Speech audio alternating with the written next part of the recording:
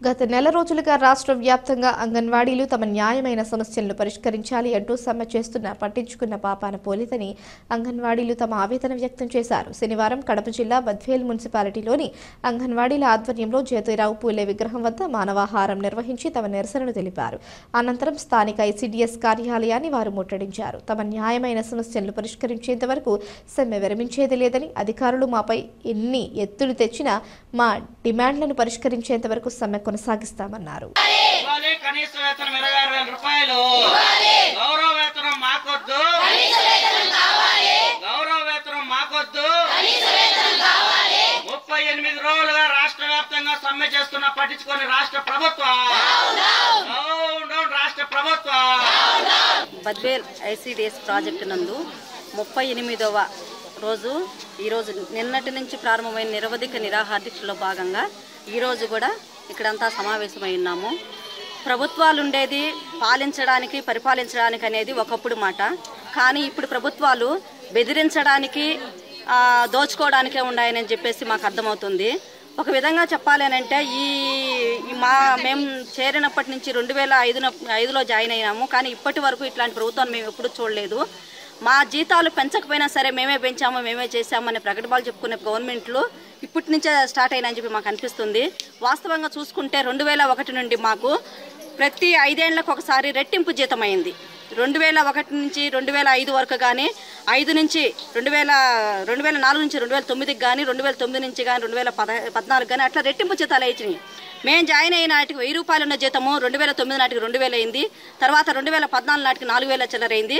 2019 నాటికి 10,000 చిల్లరైంది. ఆ విధంగా చూసుకుంటే రెట్టింపు జీతం అనేది మాకు జరిగిపోయిన ప్రభుత్వాలు అయితే ఇచ్చినాయి. కానీ ఇప్పుడు ఈ 5 ఏళ్లకు గాను కేవలం 1000 రూపాయల జీతం మాత్రమే పెంచి, ఇంతకంటే మేము పెంచదలుచుకోలేదు, పెంచాల్సిన అవసరం లేదు అని చెప్పి మాట్లాడుతున్నారు.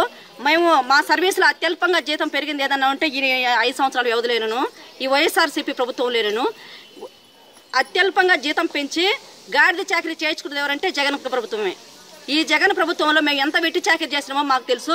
గత ప్రభుత్వాలు జీతాలు తెలియక పెంచినాయని చెప్పి సజ్జల రామకృష్ణారెడ్డి మాట్లాడిండు. వీళ్ళ జీతము 6,000, 7,000 అని చెప్పి చెప్పినాయి.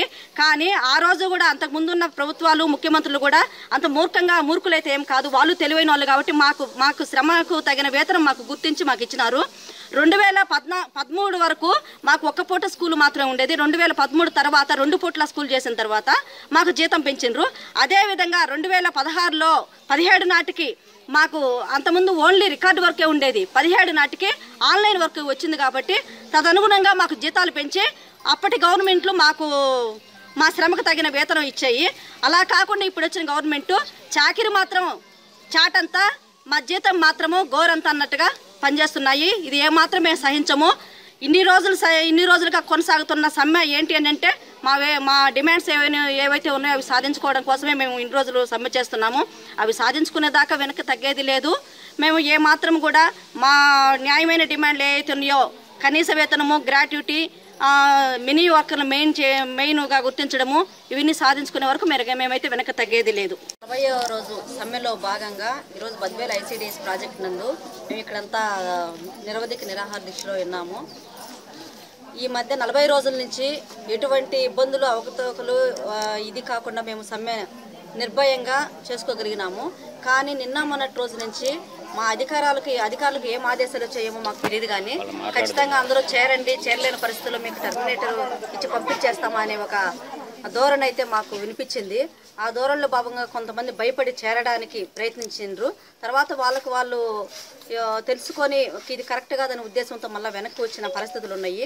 ఈ విధంగా మా సమ్మె విచ్ఛిన్నం చేయడానికి వీళ్ళు అనేక రకాలుగా, అనేక విధాలుగా అధికారులు కానీ, అటు గవర్నమెంట్ కానీ చాలా విపరీత ధోరణిలో ప్రయత్నిస్తుంది. ఇది మంచిది కాదు.